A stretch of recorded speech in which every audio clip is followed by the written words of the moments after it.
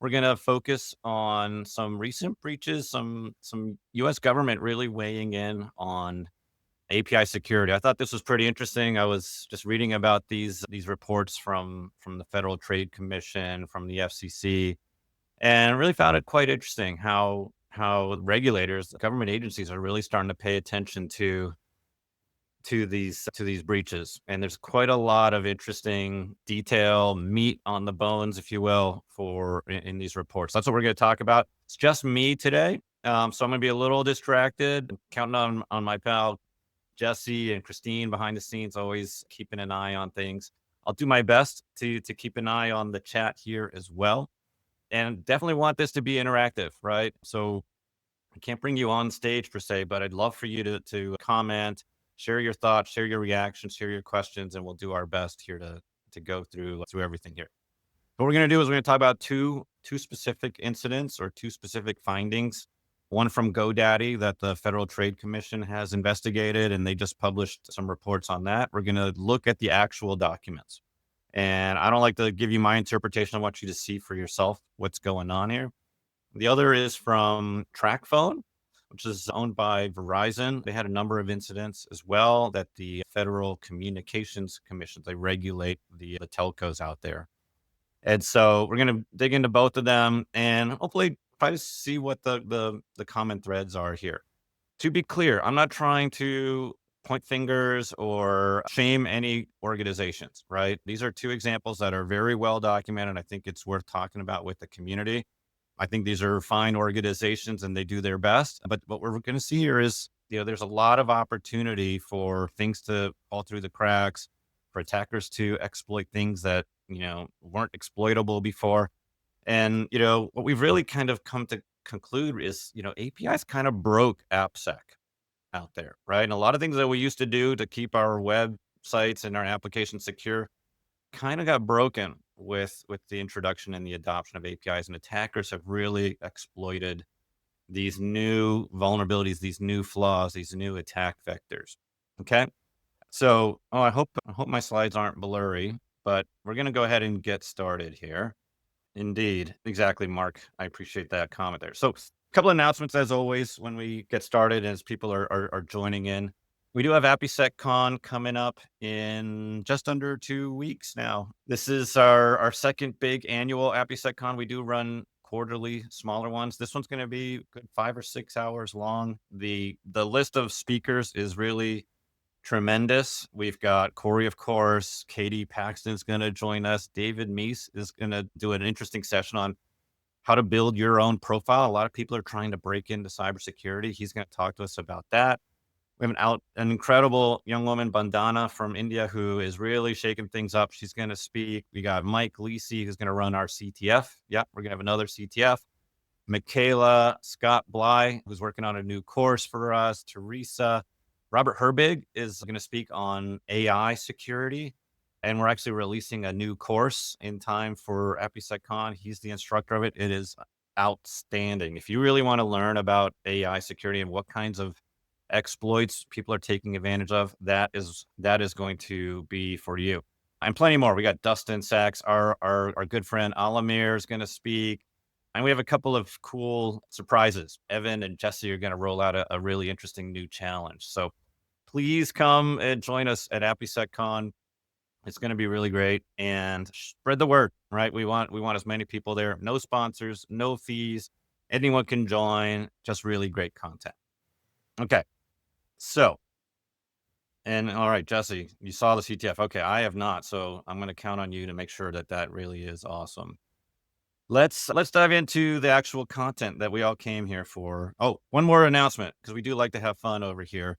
You might have seen that we announced we're doing a mascot. I mean, we're APIsec University. University's got to have a mascot. And so we're running a little challenge, and we're going to pick some winners, or maybe we're going to mishmash a few of these together. Yeah, Akivara, there you go. That's pretty good. These are some of the submissions we've gotten already. So thank you to everyone who's put their creative hats on. We'd love for your input as well. And so we'll have surprises. I'm sure we'll give some good stuff away to everyone who submits, and for the winners, something even more special. But yeah, we need a mascot, and it'd be fun to have something we can we can make the personality and the face of APIsec use. So if you're inclined, come and show us your creative side. Let's dive into what we're all here for. So we're going to talk about TracFone and we're going to talk about GoDaddy, right? And as I said, you can see a lot of screenshots here. These are straight from the websites. We'll give you the websites themselves. I'm sure we could probably figure out how to copy these, or we'll send these links out later. But here's the announcement from the FCC, Federal Communications Commission. That is the regulatory body here in the United States for every telco provider out there, right? You can see here, TracFone, the FCC completed an investigation of TracFone. We're going to go into details. And that resulted in a finding, pretty significant finding. There was a fine, $16 million, as you can see here, but it went well beyond that, right? They had to institute a whole information security program, and they were very detailed about it. Everything about this breach, this incident, is API centric, right? That was the nature of the data leak, how the attackers got access. We're also going to talk about GoDaddy. Here we go. This is from earlier, just a couple of months ago. The Federal Trade Commission, they really regulate kind of how commerce gets done here in the United States. They make sure that organizations follow the right practices, fair trade, all of that kind of thing. In this case, you can see here, right? There's a proposed order. It's not finalized. I want to be clear about that, right? You can look this up. There's a complaint by the Federal Trade Commission and a proposed settlement. It's all public. You can go take a look at it. That this order would prohibit GoDaddy from misleading customers about security protections. And we're going to go into what they mean by that and why they felt GoDaddy was misleading folks here. Let me look here. Mark, understand that for many larger orgs, fines is simply the cost of doing business. Yeah, it's a great point. Like, is $16 million going to matter? I don't know. I'm sure they're not happy about it, but reputation damage is probably measured in much larger numbers. And yeah, we'll see if this changes the behavior of certain organizations. But let's go ahead and dive into the first one, right? So we're starting with TracFone, right? They got acquired by Verizon, I think in 2021. And this is sort of the what happened page of the document, right? So I'm just going to read from here, right? The commission made clear that it is committed to protecting personal information of consumers from breach, unlawful disclosure, and that telco carriers must take every reasonable precaution to protect the customer's proprietary information, right? And you'll see here two different flavors of data. There's a classic PII, which is, your name, email, address, and then there's also CPNI, I think it's customer protected network information, or maybe it's carrier. I can't remember, but this is basically sensitive data about you relevant to the telco operation. So it could be your SIM card, your IMEI, your phone number, other account details that are relevant to the telco. That is covered under CPNI, right? And what they found was that in this case, TracFone was failing to take reasonable measures to discover and protect against attempts to gain unauthorized access to CPNI, which violates the telco statutory duty under the act. There's an act listed here somewhere that we can find for you, the 1934 Communications Act, which requires telcos to protect consumer information, right? These failures also constitute an unjust and unreasonable practice in violation of the act. So these are pretty heavy words, right? I'm going to talk about what happened here. And then, how do I advance the slide here? There we go. And that resulted in a $16 million fee, as you can see here, right? But beyond that, they must develop and implement a compliance plan to ensure appropriate processes and procedures are incorporated into TracFone's business practices to protect consumers against similar data breaches in the future, right? They will be required to improve privacy and data security practices by 1, designating compliance officer. 2, implementing a comprehensive cybersecurity information security program, right? Number 3, implementing SIM change and port out protections. We'll talk specifically about that. They had a big issue with attackers porting customer numbers, doing port outs and SIM swaps and things like that without any authorization, performing annual assessments, and providing training, privacy and security training to their employees and third parties. Okay, so that's what happened here, or that's sort of the high level here. So let's take a look here. So this is kind of describing the individual incident. What we've covered here is kind of like, all right, 40,000 foot, right? All right. So the FCC investigated them. They found that they were inadequately protecting this information. But what specifically happened? And what specifically happened here is three data incidents, right? And we're going to talk about them here in just a second. Altogether, the three incidents exposed information for approximately redacted number of customer accounts, which is kind of interesting. So let's dig into what these three incidents were. All right. So the first one here is this cross brand incident. All right. So the company discovered a cross brand incident in December 2021 when its oversight and monitoring mechanisms flagged an unusually high number of requests for transfer or port out of customer phone numbers to other providers. And it received a correspondingly unusually high number of customer complaints about unauthorized port outs. So what was happening is people were losing their phone numbers, right? And for some reason, there was this, spike in customers wanting to switch their accounts to other carriers. And customers naturally started complaining, like, why is my phone simply not working? Exactly, Mark. All right. SIM swapping. That's what this is, which is pretty incredible, right? And I think we're going to talk about how these things actually happened, right? The next two incidents, I guess, were related, right? So there was this order website incident. So the Bureau opened an investigation and issued letters and inquiring the company. The order website incidents also involved attacks on external threat actors, which exposed certain customer information, including CPNI. Both incidents involved exploiting a vulnerability that allowed a threat actor to access order information, including CPNI and customer information, without being properly authenticated. Okay, now we're getting into the what happened. How did these attackers do it? The threat actors used two different methods to exploit the vulnerability, switching to a second method when they blocked the first, and they eventually implemented a long-term fix. So we can see now the issue, at least in this case, was an authentication issue, right? So let's see if we actually have the details of this. Okay, so here's what kind of the attack chain, what happened overall in this particular incident, in this particular breach.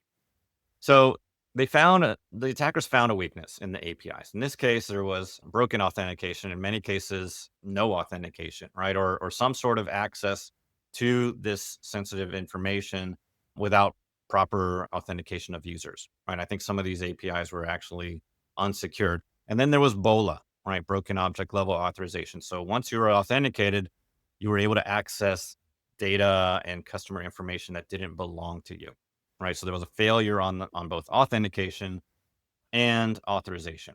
All right. So this is OWASP 1 and 2, right? Exactly, Patrick. Okay. So, all right. So they found the vulnerability, right? Then they exploited it and they were able to access PII, CPNI, things like your name, your address, date of birth, PIN codes, account numbers, email addresses, all of this kind of information.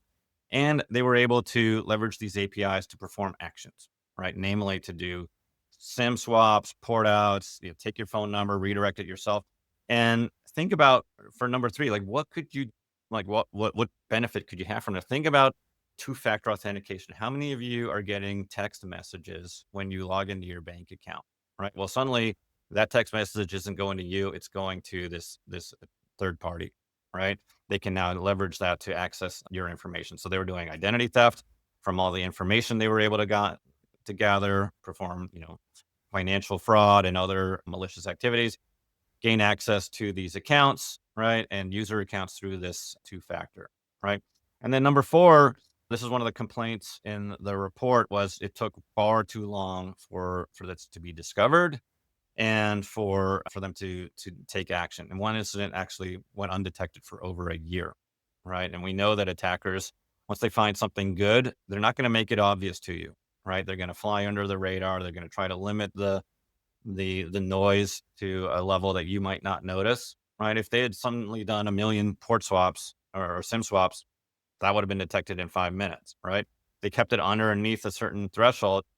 In this case, that didn't get detected for over a year here. Okay. Thank you, Mark, for sharing that link. Yep. Auth N and Auth E, clearly very different and clearly both super important. Okay. So what happened? What did the FCC do here? Right. So first and foremost, aside from the $16 million fee, that's kind of obvious. They're like, hey, listen, TracFone, you need to implement an information security program, and it needs to follow the best practices out there. And what's interesting, they highlighted in this guidelines and they highlighted OWASP. That was really cool, frankly, to see like OWASP really being respected and viewed as an authority for best practices on API security. They have to implement proper authentication and authorization, right? Naturally, right? So they can't have these API endpoints accessible to the public without proper authentication. They need to control what you can do once you're authenticated. Conduct regular security assessments, including third parties. So this really comes down to testing, right? They're like, listen, you're not, you should have detected these flaws, these unauthorized, unauthenticated endpoints, these API logic without proper authorization control. So they got to do regular assessments, and they have to monitor and log these activities, look for anomalies and the like, right? So that's written into this requirement. They specifically cited SIM swap and port out protections, right? So there's certain things that, they were able to exploit here. So they meant to make sure that TracFone implemented mitigating controls to prevent abuse, like customer notifications, like we're not going to swap your SIM unless you approve it. And we're going to contact you multiple ways to make sure that you're actually you. Mandatory use of pins for number transfers. So another way to ensure that port swaps don't happen, SIM swaps don't happen without your approval. And then lastly, training, right? So they really wanted to make sure that the staff at TracFone and Verizon and even third parties who are relevant to the operations get proper cybersecurity training. Okay. So I think that's what I got here for TracFone and Verizon. Let me just take a peek here at the Q&A. All right, I don't see anything there. Jesse, I haven't been able to look carefully at the chat here. So Jesse, if you've got anything you want me to address, please let me know. Now we'll continue here. Let's go on to GoDaddy. It's a very different kind of issue here. So, okay, is the chat? Let me just make sure chat is working. Can somebody post a message just to make sure chat is working properly? All right, Jesse. Okay. Hey, Jesse, how are you? Nice to see you. All right, so let's flip over to GoDaddy. Right, so this is I didn't even put the link here. We'll get the link and share it out with everybody. But if you just Google GoDaddy FTC API, you will find it. Thank you, Roger. So, all right, GoDaddy. We all know GoDaddy. Web hosting, domain registration. All that kind of good stuff. I'm a GoDaddy customer for many years. One of those 5 million. So since 2015, GoDaddy has marketed itself as the secure choice for customers to host their website. They really make a big deal about security, and you'll actually see that here. I'll just flip here for just a moment, just to kind of highlight. This is the FTC grabbed all these screenshots from GoDaddy and are like, look, you talk about security all over the place, right? Built on to take on the world, we block 1,000 DDoSes. We're committed to security, data protection, and privacy is at the core of everything we do. So says the CEO. Ridiculously fast, seriously secure, right? So they really make a big deal about how secure their operations are. Thank you, Kishore. Hey, nice to see you as well. Appreciate that. So, however, we know I'm a marketer. Just because you say something doesn't make it true, right? And in fact, here, what you'll see was, in fact, GoDaddy's data security program was unreasonable for a company of its size. Despite the representation, GoDaddy was blind to vulnerabilities and threats in its hosting environment. Since 2018, GoDaddy has violated Section 5 of the FTC Act by failing to implement standard security tools and practices to protect the environment where it hosts customer data, websites, and so forth, right? In particular, they failed to inventory manage assets, manage software updates, assess risk to its website hosting services, use multi-factor authentication, log events, monitor security threats, right? Implement file integrity monitoring, segment its networks. This is pretty incredible, right? Like the depth of this, right? And this is for a very significant operation here, right?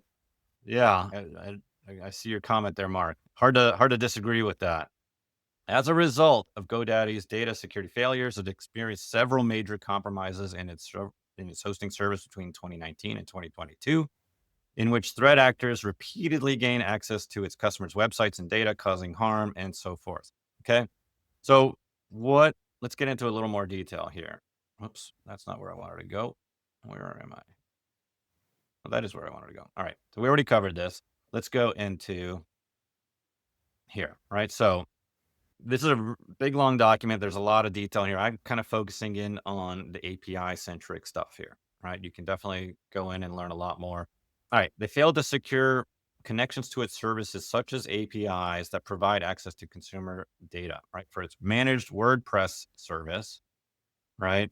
GoDaddy created an internet facing API. The internally developed API enables customer service staff to retrieve sensitive information pertaining to customers of GoDaddy's managed WordPress service. Okay. The API does not require MFA, multi-factor authentication, and GoDaddy has not secured the connections to the API with certificates, which is a standard practice, right? So think about this, right? No HTTPS, right? In fact, I think that's the next highlight here, right? Their authentication used basic authentication, so username and password in plain text over an unencrypted channel, right? No HTTPS. It was just HTTP, sending your username and password. Anybody, and I think they call it here, right?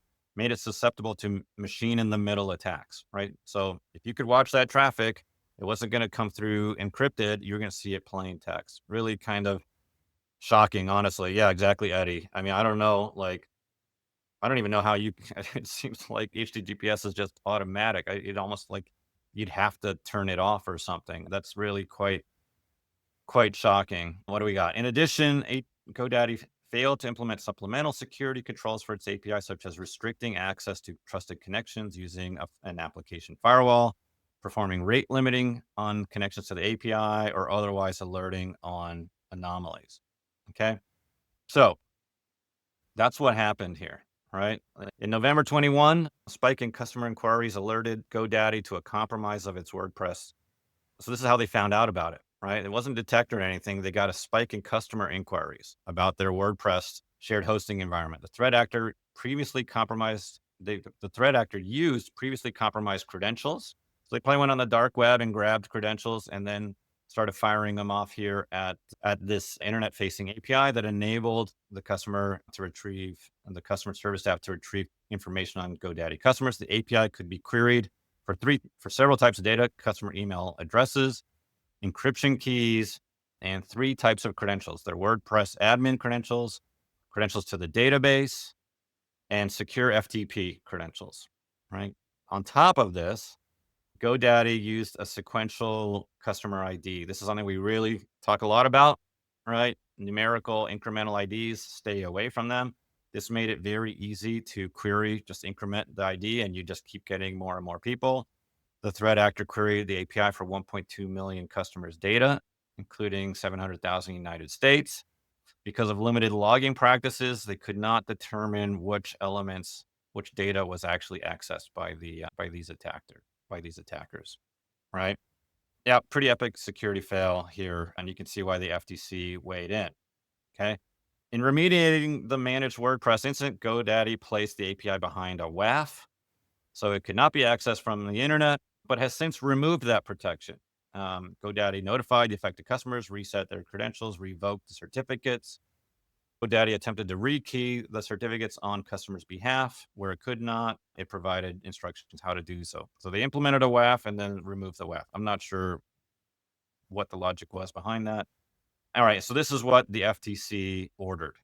Okay, it is ordered that everyone related to this activity, blah blah blah, must not misrepresent in any manner, expressly or by implication, the extent to which they protect the security, confidentiality, integrity, or availability of any hosting services. They cannot misrepresent the extent to which they use reasonable or appropriate measures to protect their managed services. They can't misrepresent the extent to which they utilize any security technology or technique, including monitoring. They cannot misrepresent the extent to which they protect the security, confidentiality, integrity, or availability of any covered information, or the extent to which, what is it? or the extent to which respondents are members of, adhere to, comply with any other standards, and so forth. So this is what GoDaddy cannot misrepresent their security, right? They made a big. You can see from the ads that it's definitely considered a very important part of their marketing. But beyond that, they were also mandated to implement some security controls, just like what we saw with TracFone here, right? They must protect any API developed by respondents, GoDaddy, that provides access to any hosting services. At minimum, use technical controls to require connections to the API to use HTTPS. Seems like you shouldn't have to say that, but that's now mandated on GoDaddy. Require that all requests to any such APIs that provides access to covered information, including hosting, service administration tools, be authenticated using a method that protects authenticity at the session level. So these APIs have to be actually authenticated. Use rate limiting, right? So make sure you don't get brute forced, and monitor the traffic, right? To detect these types of attacks as they are happening. Okay. So that's GoDaddy, and that is, that's what I got here to share with you all. Definitely like to get comments from the community. I mean, I'm curious what you think here. Yes, we can all be shocked by what we're seeing here. It is pretty shocking. I have to confess. But what's standing out for you in this, right? What's for me? There are certain things, right? There's some pretty low hanging fruit failures happening still to this day, right? These aren't very old incidents, right? Like lack of authentication, improper authorization, right? Not controlling what users can do even once they are authenticated, not being able to do these brute force attacks, not being able to detect. Education is another thing we see quite a lot, right? Making sure that the organization is properly educated on how to prevent and to build more secure things, and that the government is now really paying attention here, right? You can argue whether 16 million matters to Verizon, but the government is taking this seriously now, right? Let's see here from Mark. Lack of corporate accountability. GoDaddy removed protections afterwards. That's true. Wh- Why the WAF was removed, I can't even understand why that would be necessary. Customers are not notified of the risks. I mean, think about all those port swaps, right? I keep saying port swaps, port outs and SIM swaps, right? Like, should that be possible through an API without, verifying with the customer? What do we got from Jesse? The biggest takeaway is that repercussions for being careless with data is ineffective. Until we start threatening bottom lines with the biggest players, we will continue to see deep pockets disregard security.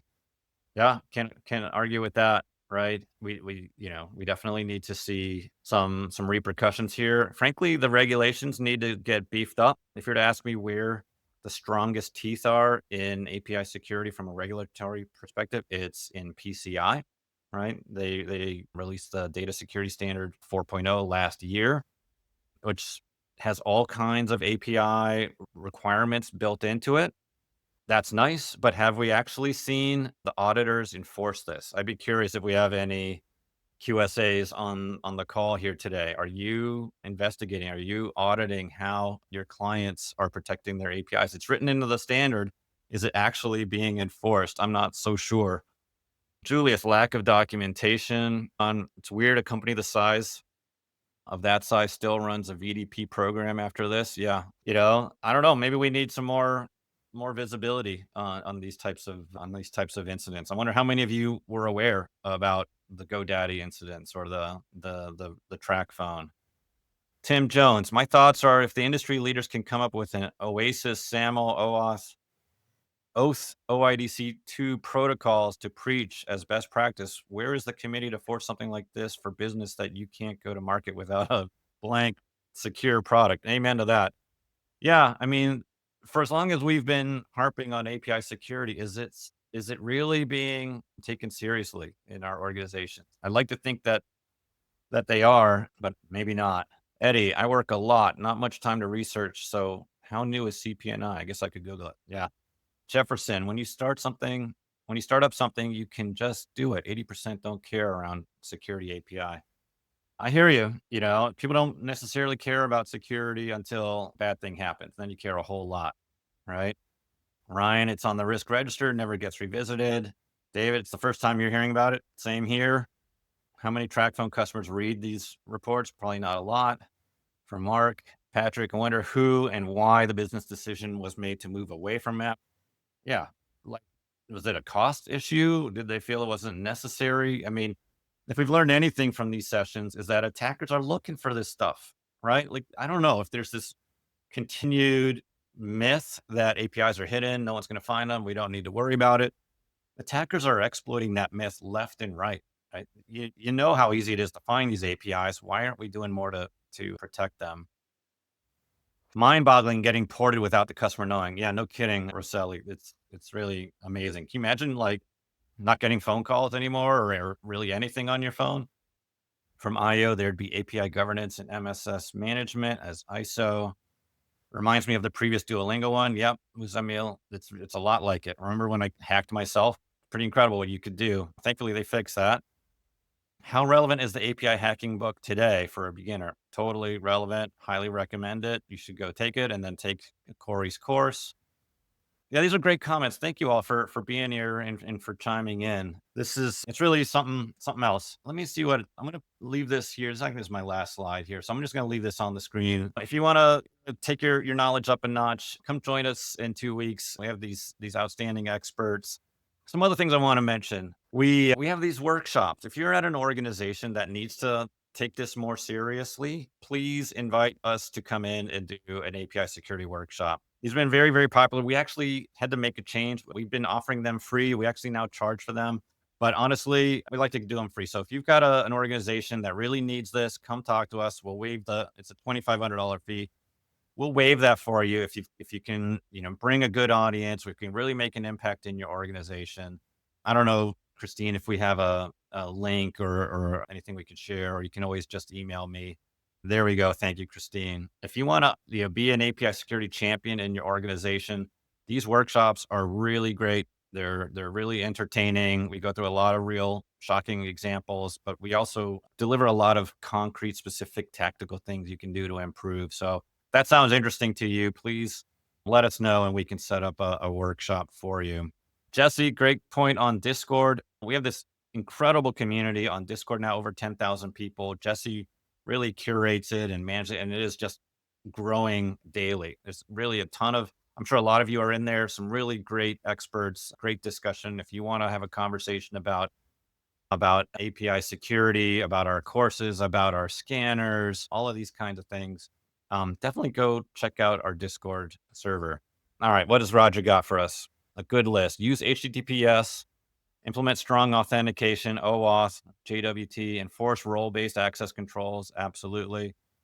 Validate and sanitize all inputs. Use schema validation for payloads. Implement rate limiting and throttling. Log all access and errors. Monitor for suspicious activity. Avoid exposing unnecessary endpoints. Hide or limit detailed error logs or error messages. Use API versioning software. Secure sensitive data in transit. Use a gateway. Use a WAF. Perform security audits and pen tests. Man, Roger, that is like, if you need a best practices guide, Roger just gave it to you, right? We can help you with a lot of that on the testing side for sure, the education side. Maybe that's the one thing you missed here, Roger. We got to educate the people building and developing our APIs. Security of applications is not security's problem, right? It's a whole company problem. The developers, the product owners, the operators, the security team, compliance team, everyone's got to weigh in.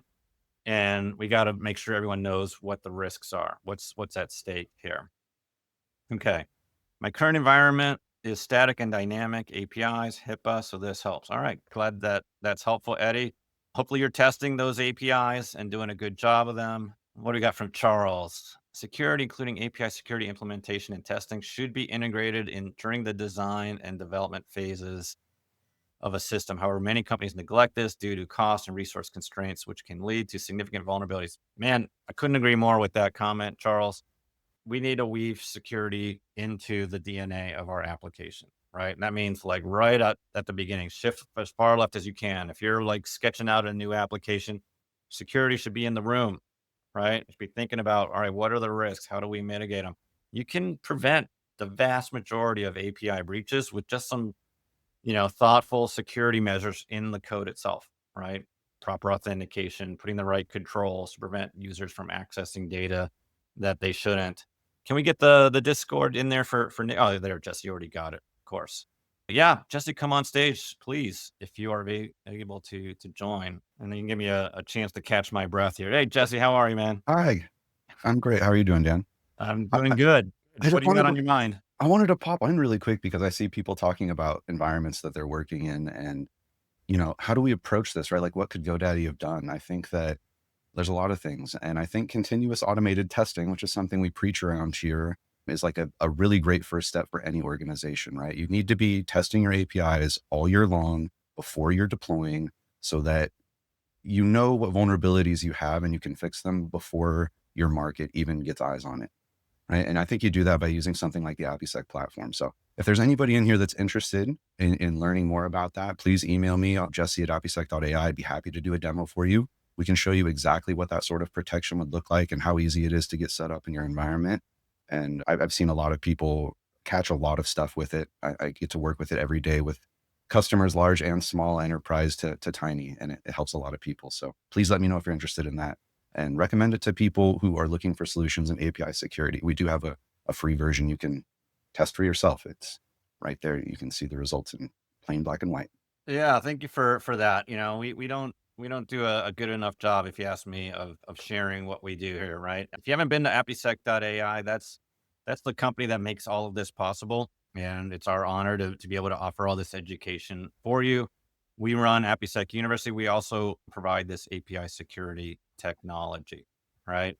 And if you want to test your API now, you can. You can literally sign up and get using it. There's this whole tutorial here. Jesse, if you need help, Jesse's your man. He will literally get on a phone call with you and help you test your API today, right?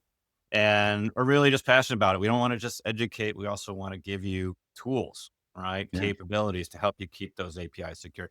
Jesse, what kinds of stuff does this scanner look for? So, I mean, you're getting really comprehensive OWASP top 10 coverage, all of those categories, as well as a ton of custom categories that we develop in-house through findings all over the globe from customer scenarios, as well as our own team of researchers that are just trying to hack and create categories that we can put in here as well, right? And then we have the added new community submitting Beat the Scanner findings. We're pulling custom categories from our giant community there as well. So to your point, Hanks, right? Like you need educated attacks. And that's something that we keep top of mind with our platform. So when you're onboarding, we start with your spec. So we actually need to know what we need a map of your API. We need to know what it looks like. And from there, we're able to use our product, our platform to create intelligent tests, right? That make sense in your environment. So Yeah, I mean, let yeah. let's just look at some of the things we saw here today, right? Broken authentication, lack of authentication, BOLA, right? Hmm. Attackers being able to log in, impersonate one user, then access other users' Hmm. record. We saw incremental IDs being used. We saw lack of rate limiting. Like, I don't know, Jesse. Like, this scanner probably would have found every one of those. Yeah, I wouldn't be surprised if it did. I mean, that's pretty low hanging fruit, to be honest with you, Dave, in my opinion. Again, we're not here to throw shade, but like if rate limiting incremental IDs, that's stuff that should be found immediately, right? Like that shouldn't even exist. And yeah, that's exactly the sort of stuff the scanner is going to find for you. In addition to that, like business logic, BOLA, that stuff is a little more complicated. And we actually have workflows where you can, using an authenticated user role, create a resource, test that resource to make sure you have access to it, and test it against other authenticated users to make sure they don't, and automatically know anytime that they do, and so that you can remediate, right? There's a lot of intelligent stuff going on in here. Yeah. Yeah. Yeah, absolutely. Right. And if you think about it, like, why don't people test this stuff more, right? And I don't know. I'm gonna go. I'm gonna go. I don't. I may regret this. Let's go do live demo here. What the hell? Nice. So let's go ahead and test Crappy right now, right? And so literally, you have a number of options here. Let's just show you guys how like we can literally test this here in the next 5 minutes, if that, right? So I want to call this a webinar demo. What the heck? And you can either upload your spec or point at it. So I actually have it here, post it. You're all welcome to use this yourself if you want to try it. Hmm. Crappy_OAS. That's just where we host the Crappy Swagger. There's the base URL, and I'm going to go ahead and onboard it. Like, think in your mind as we're doing this, like what it would take to do this manually, right? So what it's doing now is it's ripping apart the documentation. It's understanding what the parameters are, the payloads, the endpoints, the authentication, right? And it's creating this what we call an app model. We'll see this over here on the right. The app model is basically a graph, a view of your API that understands all of the inner workings of it, right? If you're going to test something, you have to know what you're testing. And this is what you pay pen testers to do, to be able to understand your API. So Joshua, to your question, how does this compare to the R7 scanner? I'm an ex-Qualys guy. I was their head of marketing, the head of sales. So I know the vulnerability scanner market quite well.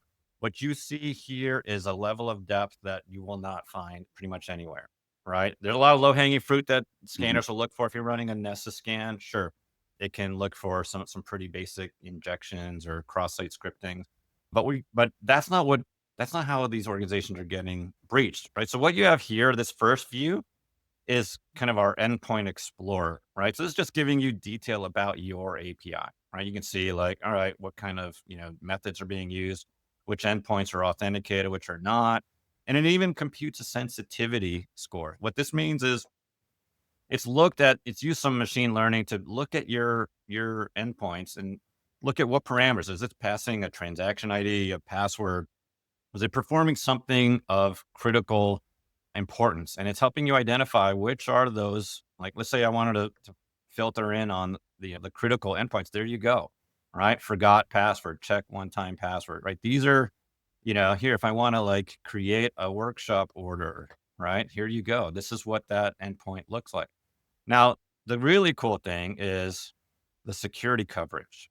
Right. And so, Joshua, this is probably going to give you a lot more of an idea how this compares. So this 42 endpoint API, right?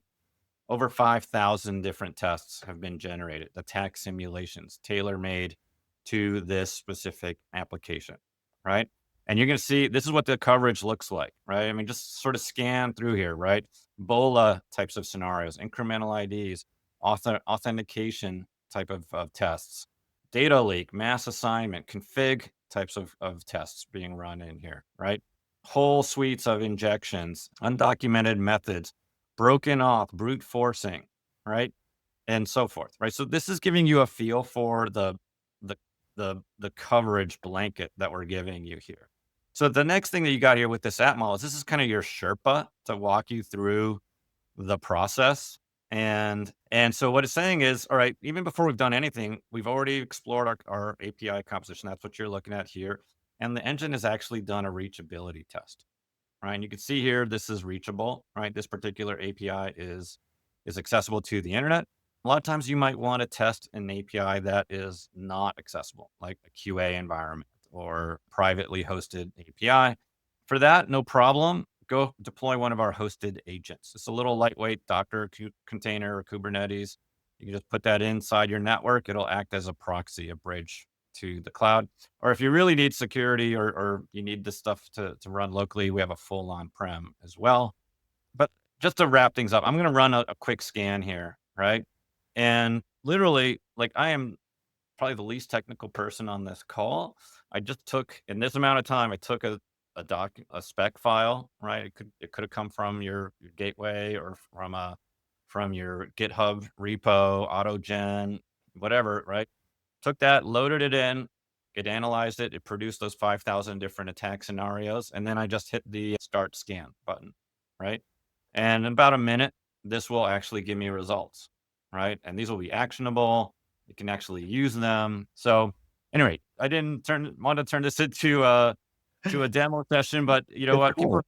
yeah, well, There's still exactly, right? 200 people watching, so somebody cares. I hope so. Um, I hope so. And let us know what you think. And even better, why don't you try it out, yeah. and give us your feedback.